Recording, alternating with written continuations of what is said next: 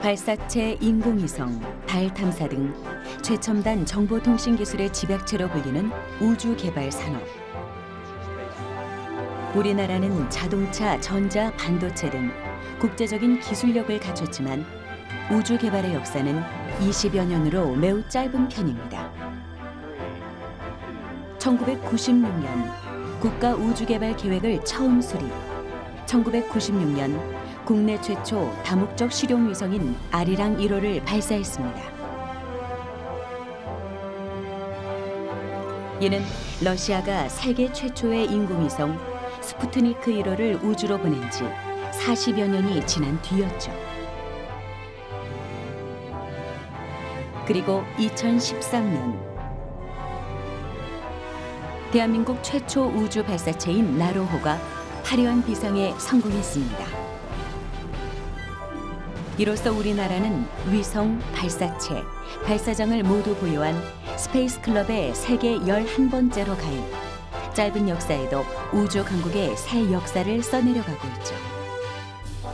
대한민국의 우주 개발 출발이 좀 늦었죠.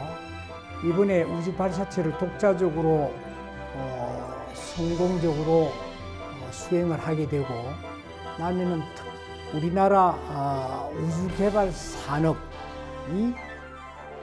굉장한 도약을 하는 계기가 되리라고 생각을 합니다. 과학 로켓과 나로호 개발을 통해 축적된 발사체 기술을 기반으로 독자적인 한국형 발사체 개발에 박차를 가하는 대한민국. 오롯이 우리 힘으로 새로운 우주 시대를 열어가는 뜨거운 열정과 도전의 현장을 찾아가 봅니다.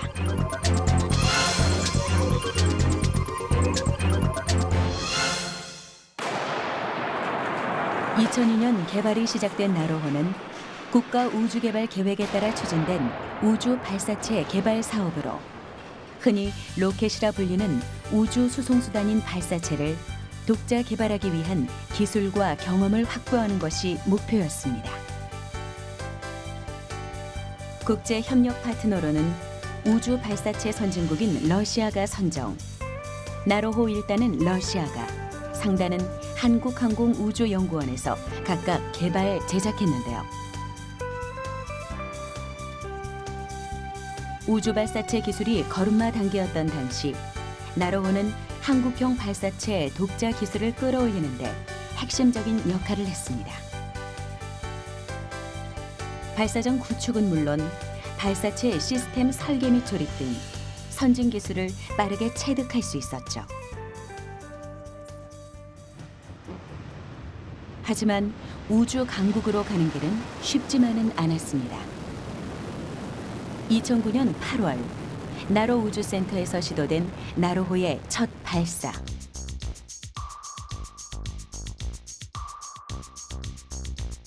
발사. 2010년 6월 철저한 점검을 거쳐 재개된 나로호 2차 발사.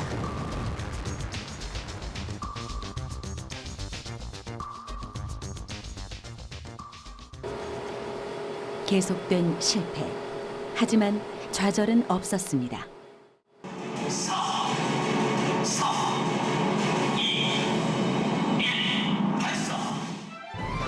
끊임없는 노력 끝에 그간의 걱정을 털어버리듯 우주로 힘차게 솟아오른 나로호. 세 번의 비상으로 이뤄낸 값진 결실이었죠. 발사 215초 뒤 페어링 분리가 완벽히 이뤄졌고 1, 2단의 분리를 거쳐 나로과학 위성이 고도 300km 궤도에 무사히 안착했습니다. 나로호 발사 계획 꼭 10년 만에 우주의 문이 열린 거죠. 나로는 우리 독자적인 실력으로 할 수 없으니까 러시아를 이제 협력 파트너로 이제 삼아서 한 거잖아요. 그래서 그거를 발판으로 지금 한국형 발사체에서 사용되어지는 75톤 엔진을 저희들이 개발을 했습니다. 이게 바로 나로호가 없었으면 안 되는 것이죠. 그래서 이게 나로호의 성과가 바로 한국형 발사체로 이어진다는 이것이 가장 중요하고 큰 성과라고 할 수 있습니다. 나로호 발사 5년이 지난 지금 다시 찾은 나로 우주센터. 그간 이곳은 한국 우주 개발의 미래를 이끄는 전진 기지답게 많은 변화가 있었습니다. 나로호의 성공적인 발사 후 한국형 발사체 기술의 핵심 과제인 7톤급 액체 엔진과 75톤급 액체 엔진의 개발을 위해 추진기관 시험 설비를 구축, 지속적인 성능 시험을 진행해왔고 나로호의 발사대를 대대적으로 개조한 것은 물론 그 옆에선 2021년을 목표로 삼고 있는 한국형 발사체의 새로운 발사대 공사가 이루어지고 있죠. 우리 땅에서 우리 힘으로 로켓을 띄운다는 꿈이 현실이 되어가고 있습니다. 한국형 발사체의 독자 기술 확보의 첫 관문은 10월 말로 다가온 시험 발사체 발사인데요. 이는 한국형 발사체에 쓰일 엔진 1기가 장착돼 실제 비행을 통해 엔진 성능을 확인하게 됩니다.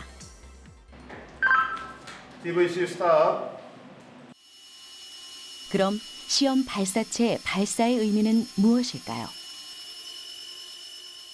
그 한국형 발사체 자체가 이제 누리호고요. 이번에 10월달에 발사하는 거는 시험 발사체는 1단형 시험 발사체라 약간 다릅니다, 사실. 우리가 기본용으로 개발한 75톤짜리 엔진을 테스트하는 거라고 보시면 되겠습니다. 이번 시험 발사는. 그래서 1단형 시험 발사는. 그러니까 그러한 차이가 있고요.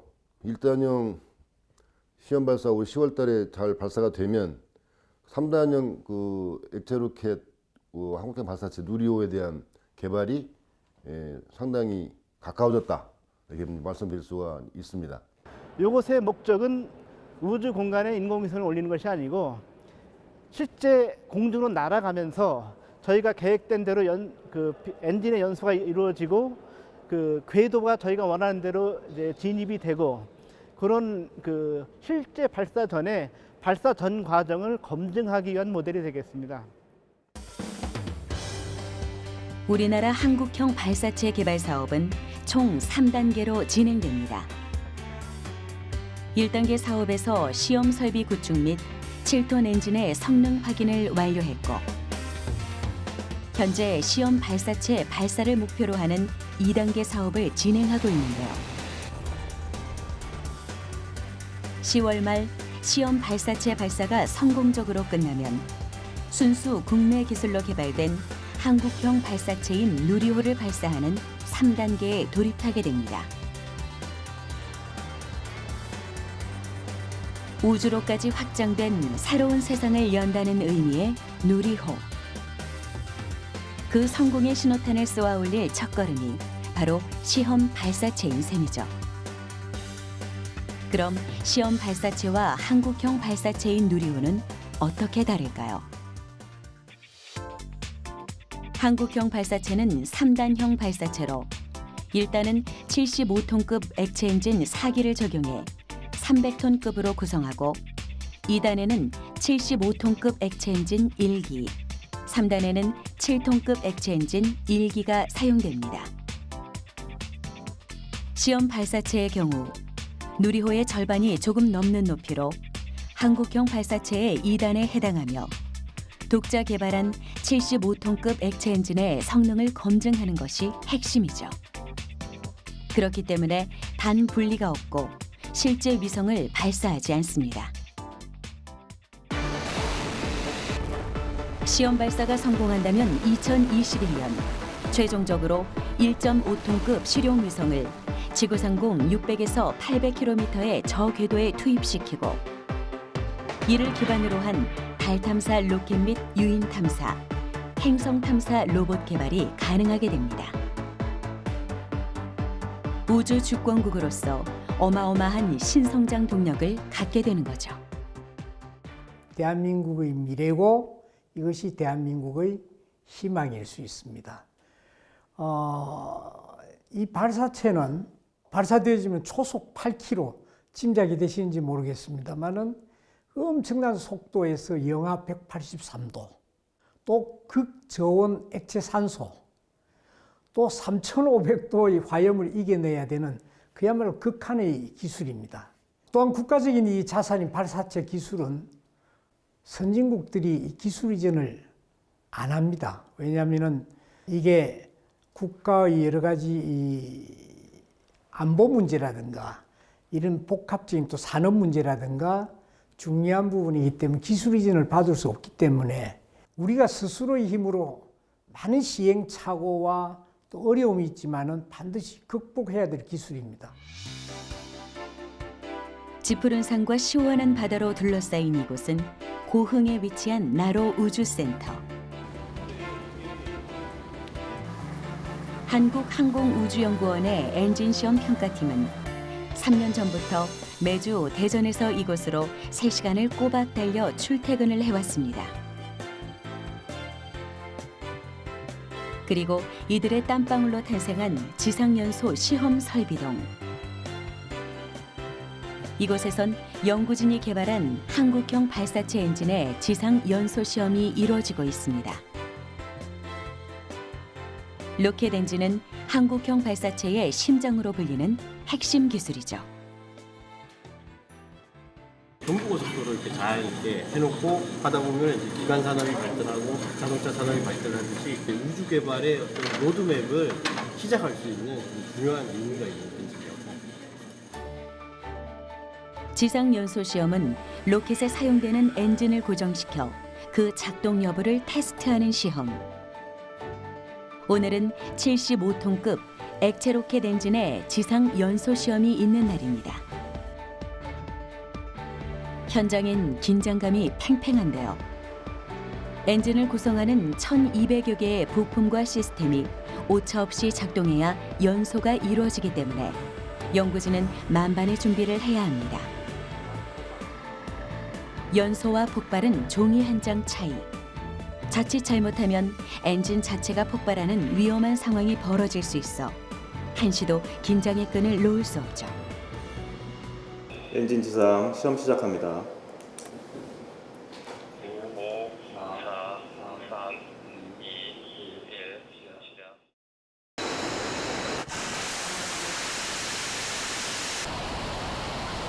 엄청난 굉음과 수증기를 내뿜는 75톤급 엔진.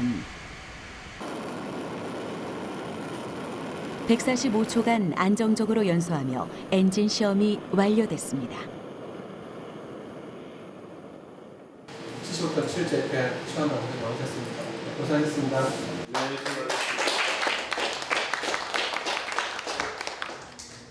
현재 한국 발사체에 들어가는 75톤급 엔진을 초기 개발 단계 지나고 중간 단계 온 거거든요. 그 시험 발사체에 실제 들어가는 엔진이기 때문에 실제 저희가 납품 시험 3번을 무사히 마쳤다는 데 큰 의미가 있습니다.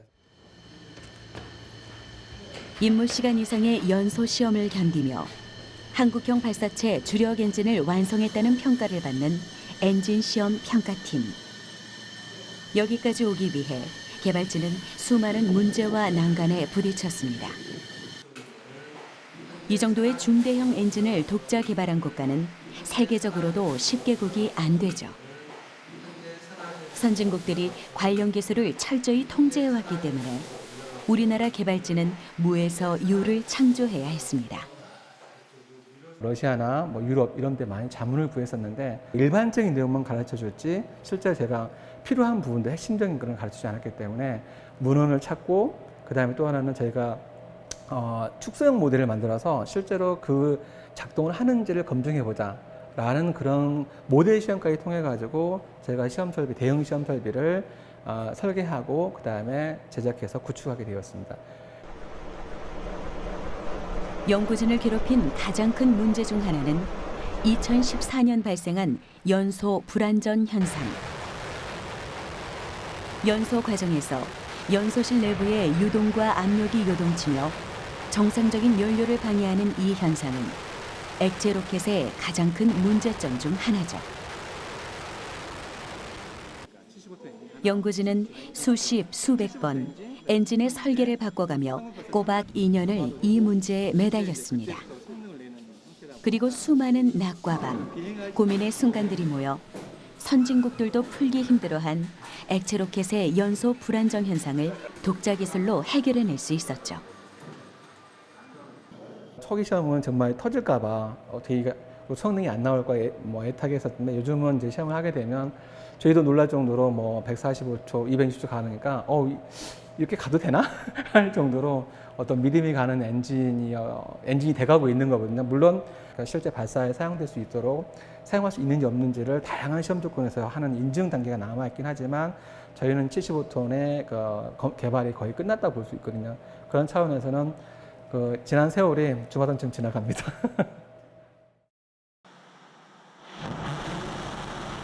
신뢰성 높은 엔진을 확보하기 위해 연구진은 2016년부터 연소 테스트를 시작.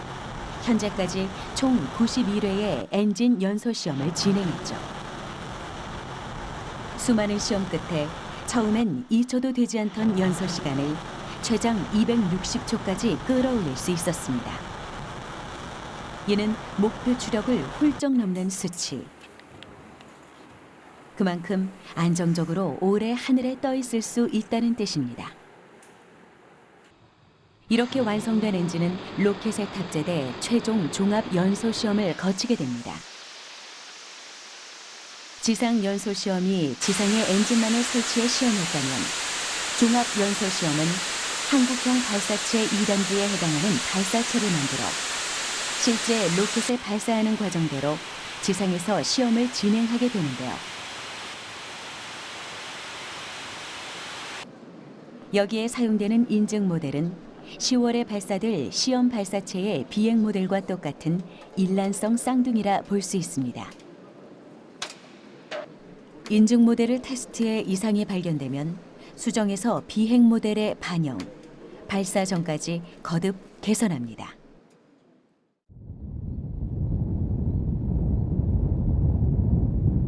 시험 발사 전 마지막으로 진행된 3차 종합 연소 시험. 말 그대로 시험이지만 모든 과정은 실제 발사와 똑같이 진행됐는데요. 그 결과는 어떻게 나왔을까?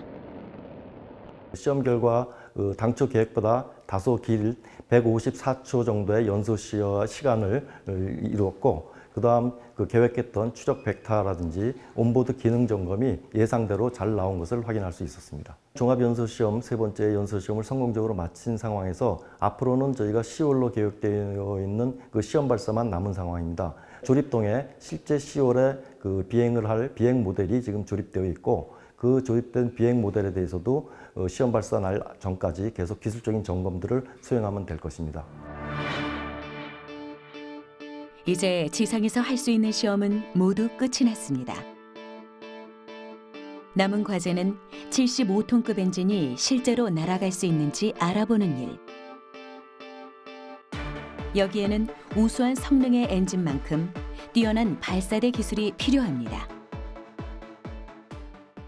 발사대는 발사체와 서로 밀접한 연관이 있습니다. 그래서 새로운 발사체는 통상 새로운 발사대 혹은 변형된 새로운 발사체에 맞게 개조된 그런 발사대를 이용을 해서 발사 운용을 진행하게 됩니다. 그래서 지금은 한국형 발사체에 맞는 발사대를 새로 만들고도 있고 지금 시험 발사체의 경우에는 기존의 나로 발사대를 시험 발사체에 맞게 수정하고 개조해서 한국형 발사체의 시험 발사체의 발사 운용을 준비하고 있습니다.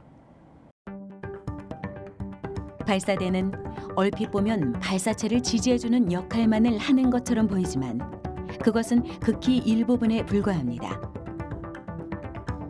로켓 엔진이 한국형 발사체의 심장이라면 발사대는 이를 돕는 뜀틀이라 부를 만큼 핵심 설비로 꼽히는데요. 그 아래에는 지상에선 보이지 않는 엄청난 첨단 설비들이 설치되어 있습니다. 단순한 장비가 아니라 발사대 시스템이라고 부르는 것이 더 정확하죠. 이 사업을 처음 시작했던 2008년이나 2005년 이때는 발사대라는 것이 무엇인지도 잘 몰랐습니다. 물론 그 이후에 이 분야에 약간 기술적으로 우위에 있다고 볼 수 있는 러시아와 기술 협력을 통해서 여러 가지 기술을 도입을 했고요. 기술 협력에 대한 이야기를 시작을 했을 때 이 분야가 무기로 전용될 수 있기 때문에 기술 이전을 극도로 꺼리는 그런 분위기가 있습니다. 그러니까 저기 뭐 터먼백으로 보자면 어려운 상황 속에서도 개발진은 러시아 연구진과 2, 3년간 한솥밥을 먹으며 어깨 너머로 많은 정보를 얻을 수 있었습니다. 이렇게 축적된 발사대 공정 기술은 나로호 개발 과정의 가장 큰 성취 중 하나죠.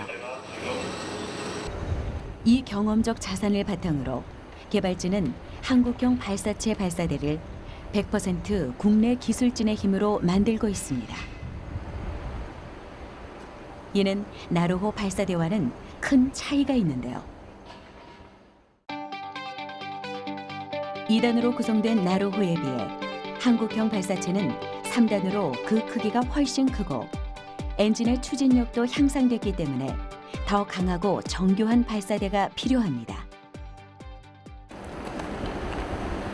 우리만의 발사대 기술을 확립하겠다는 뜨거운 열정 하나로 올여름 찌는 듯한 폭염도 녹여낸 사람들.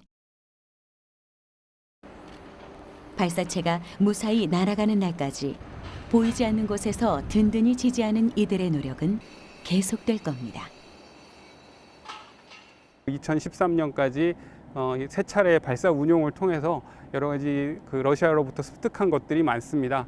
그런 것들을 토대로 해서 지금 새로운 발사대를 구축을 하고 있고 또 기존 발사대를 개조해서 10월 달에 발사 운용을 시작하려고 하고 있습니다. 그래서 저희 땅에서 이러한 것들을 진행할 수 있기 위해서 발사대를 확보한다는 것이 저희로서는 상당히 자부심을 가지고 일을 진행을 하고 있습니다. 우리나라는 밤하늘의 별빛만큼 찬란한 우주 개발 계획을 광활한 우주 공간 위에 펼쳐놓고 있습니다.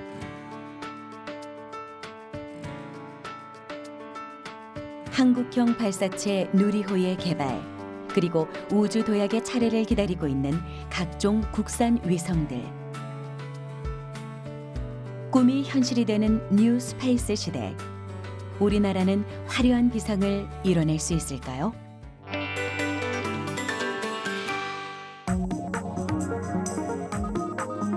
지구는 푸른 빛이고 멋있고 경이롭다.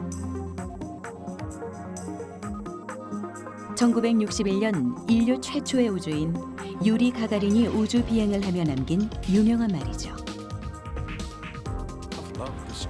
50여 년 전 초기의 우주 개발은 실용적 목적보다는 호기심과 냉전 시대, 미국과 러시아의 자존심 대결이라는 측면이 강했습니다. 하지만 앞으로의 우주 개발은 이전과 다른 방향으로 발전할 것으로 전망되죠.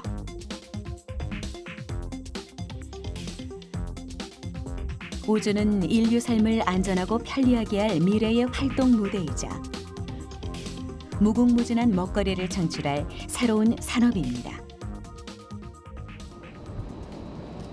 미국의 한 우주 개발 기업은 작년 민간 부분에서는 한 해 최다인 18개의 로켓을 쏘아 올렸고 2018년 하반기 관광객을 달에 보낼 계획을 발표하며 큰 눈길을 끌었죠.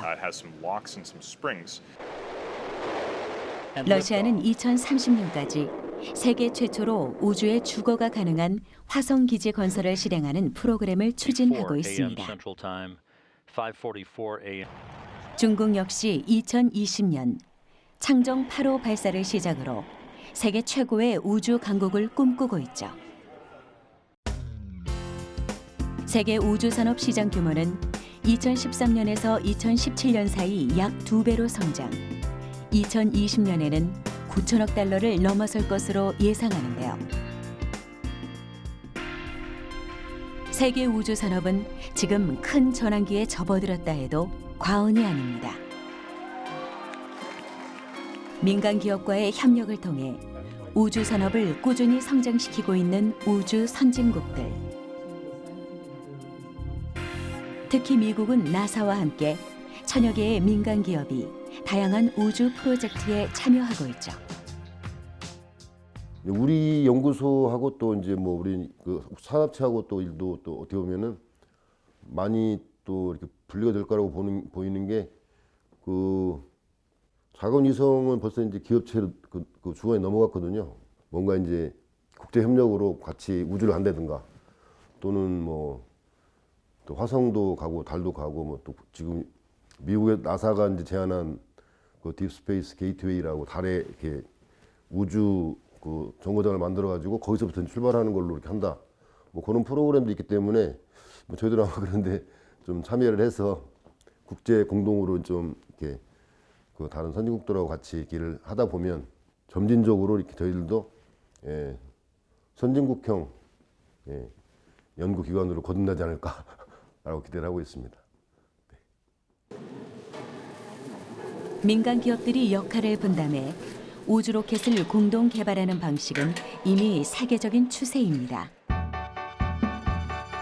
제2의 우주 경쟁 시대를 맞아 우리나라 역시 30여 곳의 민간 기업과 손잡고 한국형 발사체 개발에 속도를 붙이고 있죠.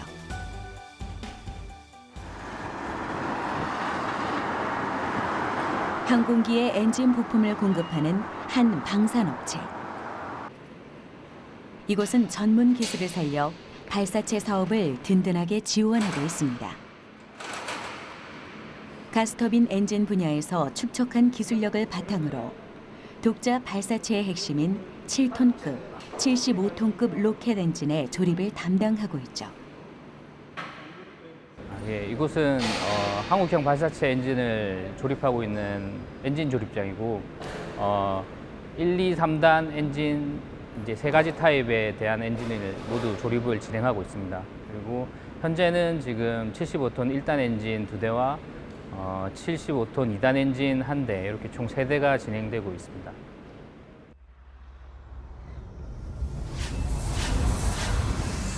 한국항공우주연구원이 독자 개발한 추력 75톤급 액체 엔진의 전체 부품수는 약 1,200개.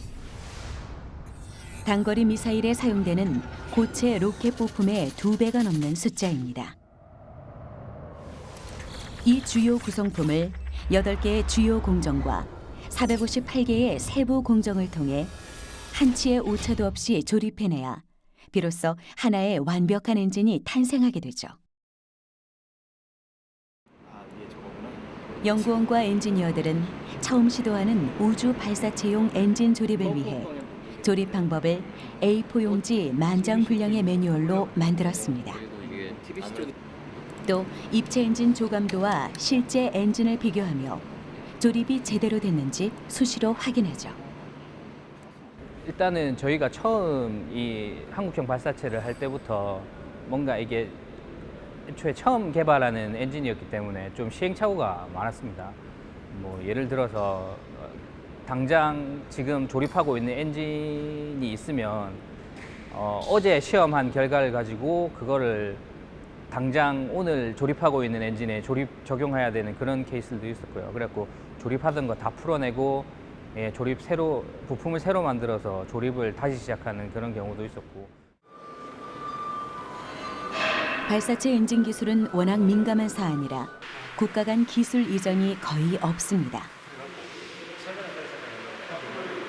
품질을 어떻게 점검할지 기준조차 잡혀있지 않아 엔지니어들은 한국항공우주연구원 연구진과 협업, 실물 모형을 수없이 조립하고 분해하며 조립 프로세스와 검증 절차를 하나부터 10까지 새롭게 만들어냈죠.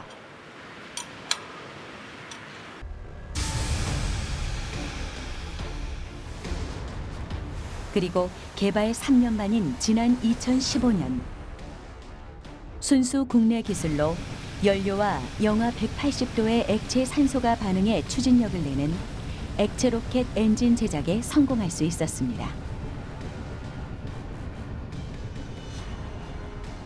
엔진이 시동을 거는 1초 이하의 찰나에 부품의 수많은 밸브가 정확히 움직이지 않거나 작은 누설이라도 있으면 최악의 경우 폭발로 이어질 수 있기 때문에 조립 현장은 늘 긴장의 연속이죠.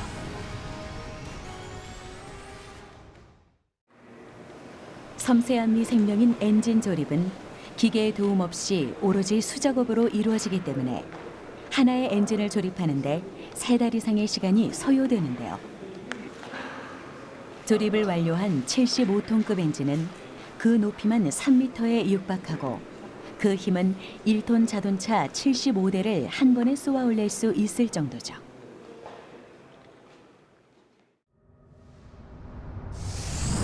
발사체가 강한 힘을 낼 수 있는 비결은 액체 엔진의 강력한 심장인 터보 펌프 때문입니다. 이는 각각 분리 저장된 연료와 산화제를 고압으로 압축시켜 연소실로 보내는 역할을 하는데요. 말 그대로 구석구석 엔진을 순환시켜 발사체가 힘차게 나아갈 수 있게 도와주는 역할인 거죠.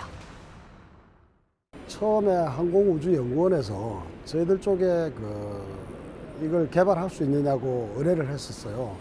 그때 개발 의뢰를 다 맡았을 때 저는 자신 있게 얘기를 했었습니다. 저는 대한민국 명장이고 세상에 나와 있는 물건은 뭐든지 만들 수 있다 라고 말씀을 드리고 시작을 했는데 한 2년에서 3년간 사이에 엄청나게 시행착오를 많이 겪었어요. 40년을 기계와 함께한 대한민국 최고 기술 명장에게도 터보 펌프 제작은 넘기 힘든 벽이었습니다. 하지만 연구원들과 머리를 맞대고 밤낮으로 연구에 매달린 끝에 30톤급 터보 펌프를 완성할 수 있었죠. 튜브에 용접이 되어 있는데 이 튜브에 이를 바탕으로 지금 개발 중인 한국형 발사체의 터보 펌프도 자체 개발이 가능했습니다. 안쪽으로 비드가 우주 발사체는 한 사람의 힘이 아닌 대한민국을 대표하는 많은 사람의 힘으로 이뤄낸 결실인 거죠. 100% 펜테션이 돼가지고 처음에 개발할 때는 정말로 우리가 우주 발사체 관련된 선진국이 될 수 있을까라는 기대 반 우려 반으로 시작을 했었습니다. 근데 하루하루 지나가면서 우리가 가진 기술이면 뭐지 될 수 있다라는 기대를 가지고 하고 또 그렇게 추진을 해왔어요. 이제 우리가 이제 발사를 눈앞에 두고 있는데 그게 만약에 성공한다면은 우리 대한민국의 그 기술 엔지니어들 그리고 숙련 기술인들 설계하고 만들고 또 조립을 하고 날리는 엔지니어까지 모든 사람의 성공이지 않을까. 수많은 사람의 힘으로 만들어진 엔진. 하지만 엔진 조립이 끝나도 우주로 가는 여정은 그리 녹록지 않습니다. 지상을 떠나 하늘로 향하게 되면 더 이상 손을 쓸 수 없기 때문에 조립된 엔진은 안정성과 결함 여부를 확인하는 시험을 수없이 거쳐야 하죠.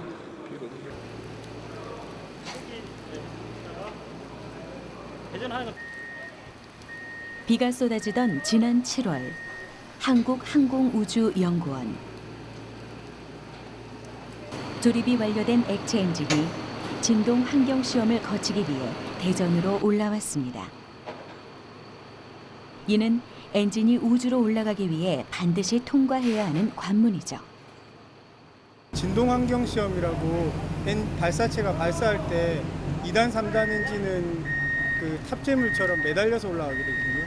그때 비행 중에 2단, 3단이 겪게 되는 진동 환경을 모사해서 제대로 버티는지 그리고 그 환경 그 이후에 2단, 3단 엔진이 제대로 연소가 되는지를 확인하기 위한 시험 중에 일부입니다.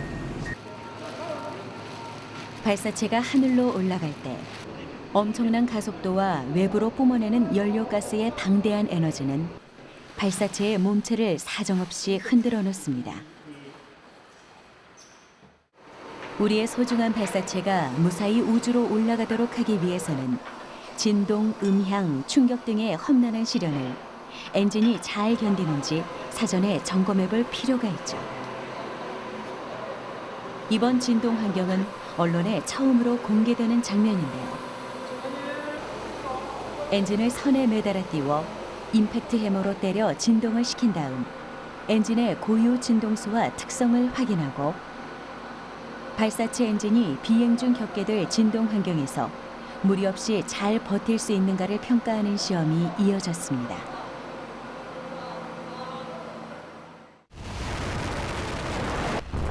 이를 통해 발사체가 비행할 때 2단과 3단 엔진이 극한의 환경에서도 무사히 단 분리가 되고 각각 연소할 수 있는지 예상해 볼 수 있는데요. 한국형 발사체는 앞으로도 이런 시험을 10회 이상 더 거쳐야 합니다. 이처럼 발사체의 엔진을 만들기 위한 모든 과정은 한국항공우주연구원과 기업체 모두에게 새로운 도전입니다. 이렇게 완성된 엔진은 발사체와 결합해 우주로 향할 날만은 손꼽아 기다리고 있죠.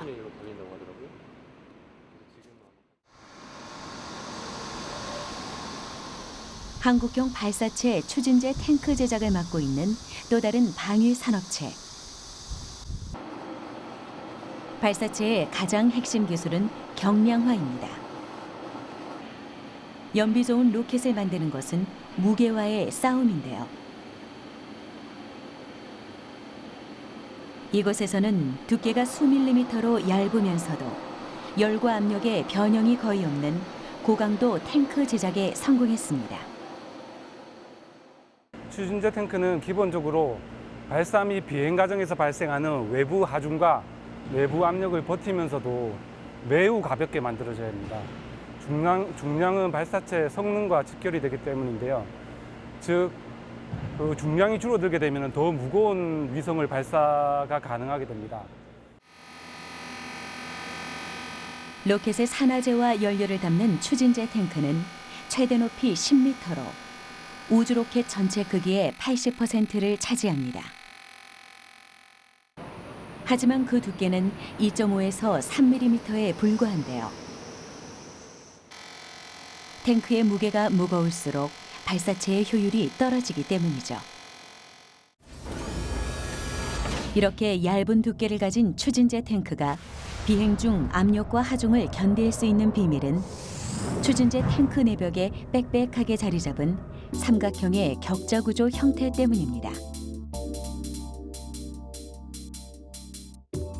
등방성 격자 구조라 불리는 격자 보강 구조 형태는 삼각형의 각 편이 하중을 지지하고 탱크의 파손을 억제하도록 설계됐죠.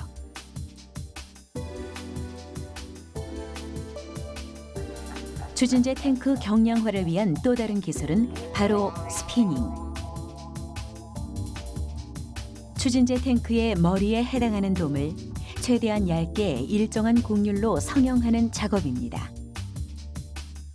이렇게 완성된 돔의 두께는 2mm에 불과한데요. 엔지니어의 풍부한 경험 없이는 구부러지고 찢어지기 일쑤죠. 소속 영구 변형이라는 공정 현상이 일어나게 되면 대표적인 게 두께 감소하고 열이 발생하게 됩니다. 근데 이것이 어떤 일정한 값으로 나와준다면은 컴퓨터 시뮬레이터를 통해서 어떤 예측이 가능할 텐데 공정 중에 이 두께 변화라든지 열의 발생이 순간순간 변하게 됩니다. 그래서 실제로 작업을 진행하면서 그 순간순간 엔지니어의 판단에 의해서 문제를 해결하고 있습니다. 그런 시행착오가 없이는 이 제품을 만들기가 어렵습니다. 제작이 완료된 추진제 탱크는 실제 압력을 가해 설계상의 성능과 제작상의 문제점이 없는지 확인하는 인증 시험을 거치게 됩니다. 가스 열어주세요.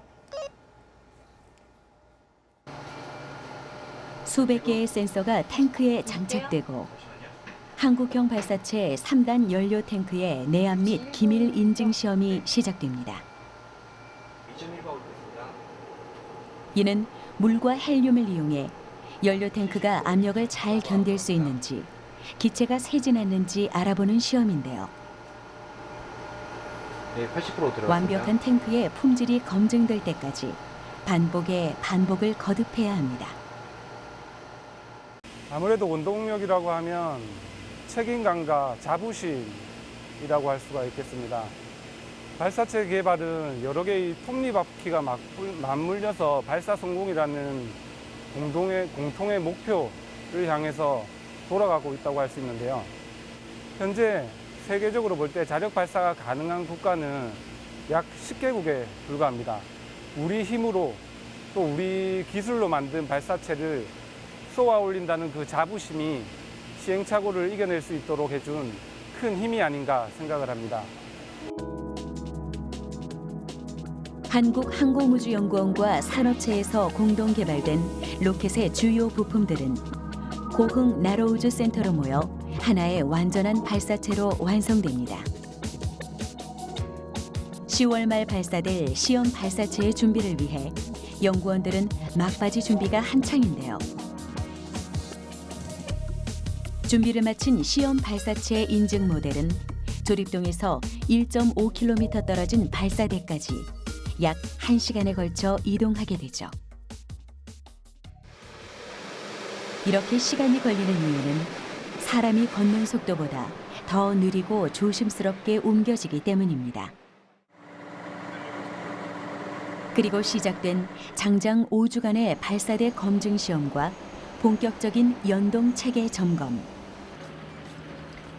연구원들은 단 10분의 발사를 위해 지난 5년간의 노력을 모두 쏟아붓습니다. 발사체 개발의 가장 큰 어려움은 한 번 불을 붙이면 되돌릴 수 없다는 점. 아파트 7층 높이의 로켓을 우주로 날려보내는 일이 쉬울 리 없습니다. 한 점의 후회도 없도록 최선을 다해야 하죠. 발사체에서 요구하는 요구 조건들이 실제로 맞는지 안 맞는지를 확인을 하게 됩니다. 그래서 유량이라든가 압력이라든가 이런 것들이 요구 조건에 맞는지를 단계별로 하나씩 점검을 하고 있고요.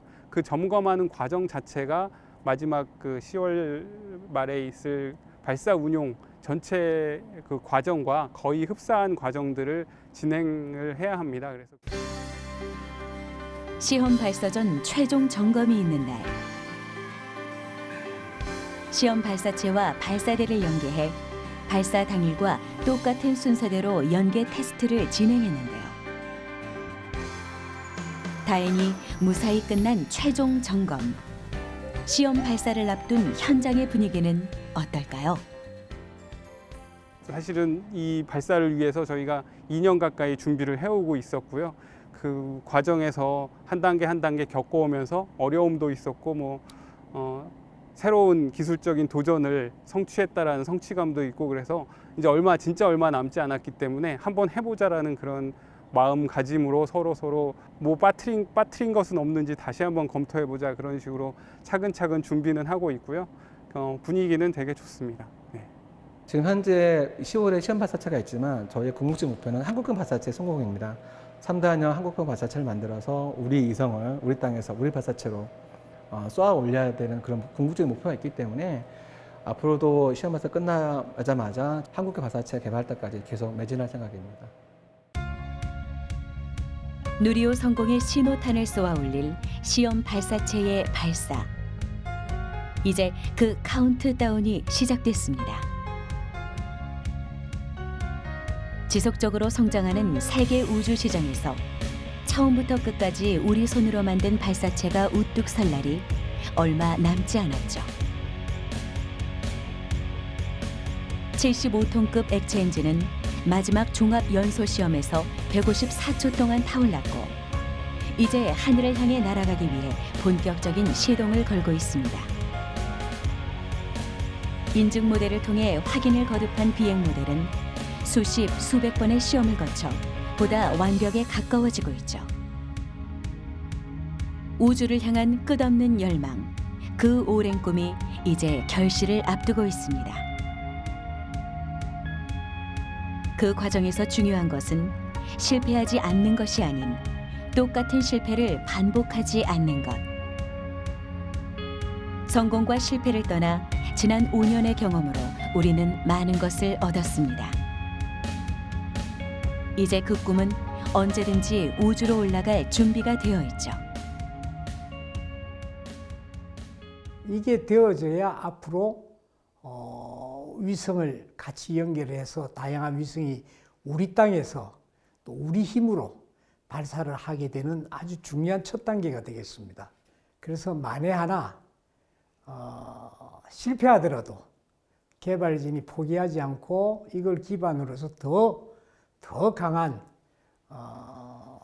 발사체를 만들 수 있게끔 다시 일어나 연구할 수 있도록 지속적인 관심과 더 큰 격려를 해주실 것을 부탁을 드리겠습니다.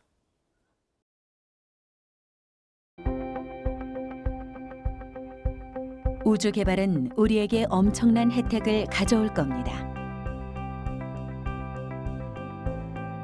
독자의 힘으로 구축할 수 있는 GPS 시스템. 2023년 달 탐사 궤도선과 2025년 달 탐사 착륙선의 원대한 꿈. 그리고 그 첫걸음이 되어줄 시험 발사체의 비상. 그 성공을 진심으로 기원합니다.